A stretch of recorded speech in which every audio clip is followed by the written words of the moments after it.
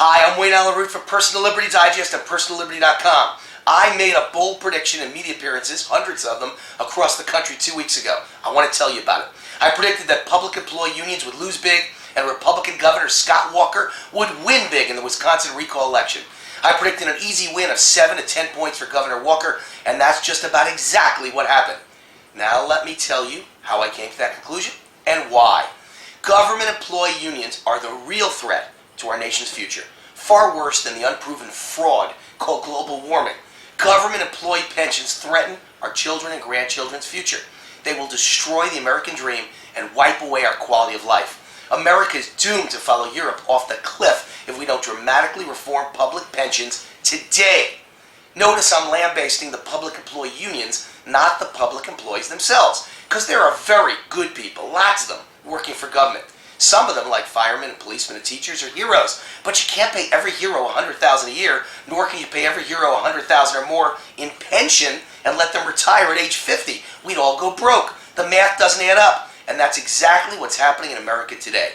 Well, about 10 days ago, the U.S. taxpayers finally woke up. They awoke from a slumber and realized we've been had. We've been ripped off. The private sector is broke, jobless, in panic, in tremendous pain. Yet the public sector is getting giant salaries, obscene, unsustainable pensions, and benefits none of us in the private sector can even imagine. Heck, it's not that we don't get $100,000 pensions in the private sector, it's that we don't get pensions at all. What's a pension? Yet we're being forced to pay for six-figure pensions for others, the privileged class called public employees.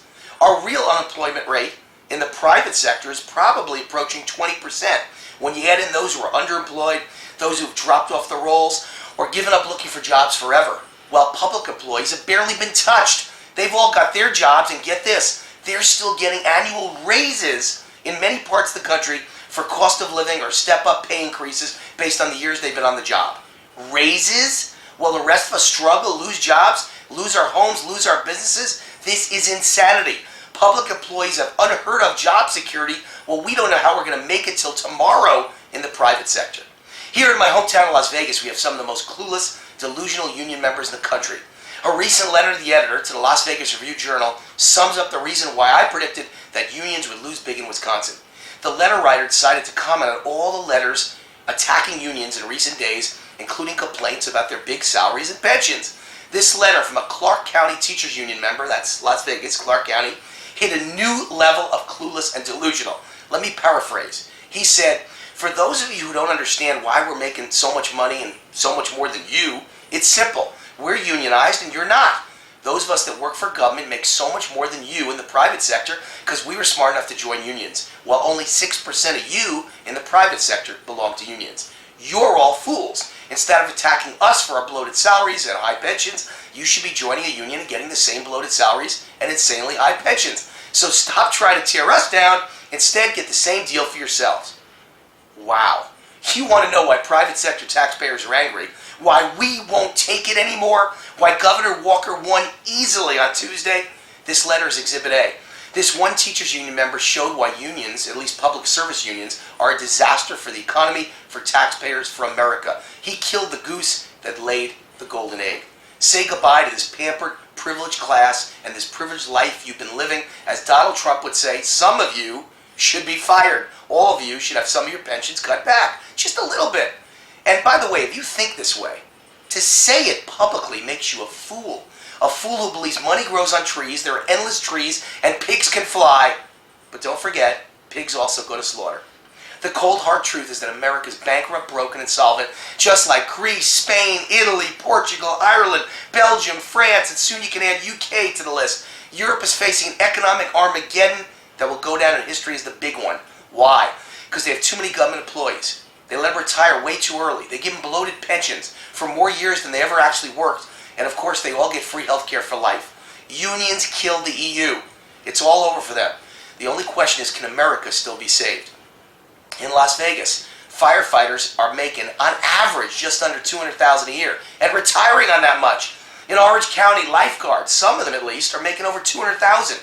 BART subway employees in San Francisco, about $100,000. Education administrators, thousands of them throughout the state of California, retiring at over $200,000 a year. In New York, Port Authority cops average $100,000, toll takers $100,000. In Illinois, dozens of retired government employees and union bosses sucking $400,000 a year from the taxpayers. In Wisconsin, bus drivers and snowplow truck drivers are making $100,000 plus with overtime. It's an epidemic, it's government gone wild, and it's happening all over the country.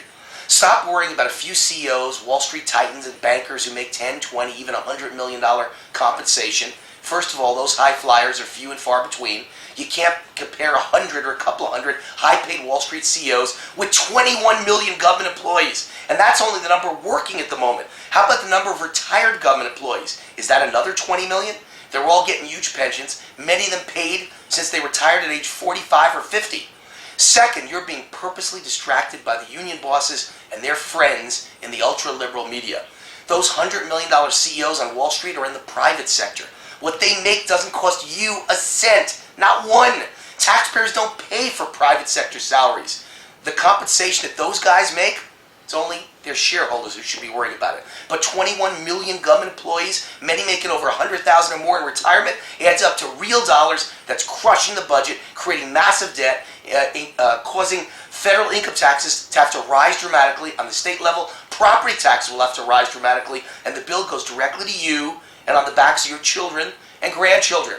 The unfunded liability for federal employees is now over $5 trillion. Unfunded postal service pensions, about $2 trillion. On the state and local level, unfunded liability, $2 to $3 trillion. Just one state, our Greece, called California, has about $500 billion.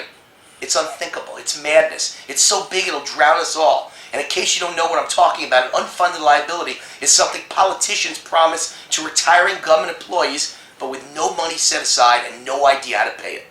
A typical government employee receiving $100,000 a year who retires at age 50 has, for all intents and purposes, been promised around $4 million if he lives or she lives to 80 or 90. Add in cost of living increases, free health care, add it up. One employee might get $5 million, $6 million, $7 million as a golden parachute.